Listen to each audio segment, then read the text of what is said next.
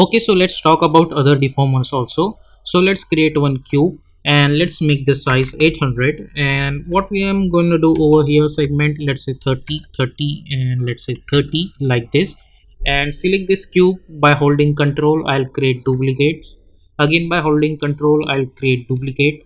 And again by holding control, I'll create duplicate. So basically I have created this 4 copies, and now we will apply each and every one to this 4 cubes.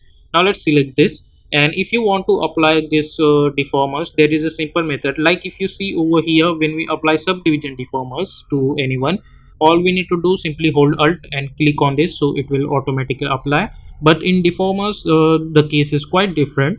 If you want to apply deformer, like we are going to see this bulge deformer, so all you need to do, simply select your object first and then hold shift and simply click on it. So now this bulge deformer is applied to this object, as you guys can see. From name itself, it's bulge. If you make this fit to the parent, you will get something like this. And if you increase the strength of it, it will bulge it, or you can do that bulging inverse also. And if you hit fillet, we will get something like that. So to see this properly, let's do one thing. We will increase the size a little bit so we can see this properly like this. So with the help of this one, we can create this kind of shape, and you can change the curvature also, like how you want to make that object. So yep, with the help of a lot of creativity and methods, you can create different kind of shapes with the help of this bulge deformer. Now let's select this cube, and now we are going to talk about shear. From name and icon itself, you should understand that what is going to happen. So simply hold shift and apply this thing, and by default it's coming when you hold shift and apply this deformer, what happens, it will by default make fit to the parent. And if you increase the strength, you will get this kind of shearing effect, and then you can change the angle, then you can change the curvature also, and you can do fit also, so you will get different results. So this is how you can create this kind of structure.